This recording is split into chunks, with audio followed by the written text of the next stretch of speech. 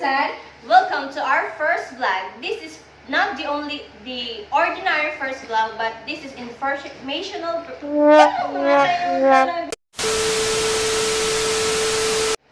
Good morning, guys! I'm Isa. I'm Carla. I'm Jessa. I'm Binilda. And I'm Susan. Welcome to our first vlog. And this is not just an ordinary vlog, but this is informational vlog. We are going to tackle about role and application of analytical chemistry in other fields. So, let's start. So yes, classmates, as you said, we are going to tackle the roles and applications of analytical chemistry in other fields. So we all know that analytical chemistry deals with chemical substances. It is the science of obtaining, processing, and communicating information about the structure of a matter. Did you know that analytical chemistry has applications including in forensic science, bioanalysis, environmental analysis, and material analysis? Analytical chemistry research is largely driven by performance or the sensitivity, selectivity, accuracy, and etc.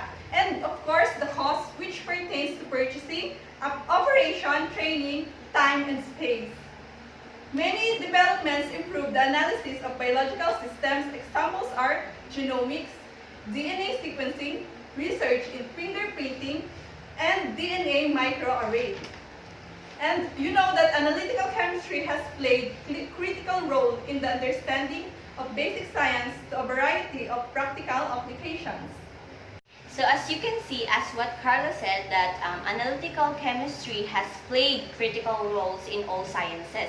And even in the recent developments of computer and technologies have extended the analytical chemistry into a number of new biological fields. And for example, the automated DNA. You know that automated DNA is sequencing machines where the basis is to complete human genome, and of course it is leading to the birth of genomics. And not only for that, there is also another new field of biology, and this is the identity, the protein and peptide sequencing by spectrometry, and this is called the proteomics. And not only for that, analytical chemistry has been an indispensable area in the development of nanotechnology. You know, nanotechnology is the characterization of some electronics, and these electron microscopes and scanning probe, and enables to visualize atomic structures of chemical characterization. In the field of medicine, analytical chemists help physicians diagnose disease through clinical chemistry, analyzing blood gases, enzymes, bacteria, and other medical samples. So, through pathology, analytical chemists help us understand disease through its molecular makeups. The use of instrumentation, statistics, chemistry, and computers makes analytical chemists essential to medical research and pharmaceutical development, and without analytical chemists, there would be no forensic science. The science is uses for the purpose of law. And the basic aspect of pollution and the role of analytical chemistry and environmental monitoring is highlighted and exemplifies with emphasis on trace elements. So, trace analysis is usually analytical methods used to detect and or quantify trace, so it is very small amount of substances.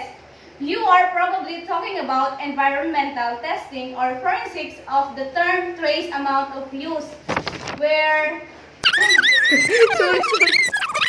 you are probably talking about environmental testing or forensic if the term trace amount is used. So, where what you are looking at is residue. This falls into a larger group of analytical chemistry designed to quantify any small amounts of materials, whether that trace analysis and environmental testing impurities in manufactured product, cleaning, verification of industrial equipment. And guys, the next is the importance of the And guys, the next is the importance of analytical chemistry in the environment. Analytical chemistry is widely used for the study of water, soil contents, and air pollution. And the next, Guys, the next is the importance of analytical chemistry in the environment. Analytical chemistry is widely used for the study of air condition, water, and soil contents in a particular locale. Medical technology and research is widely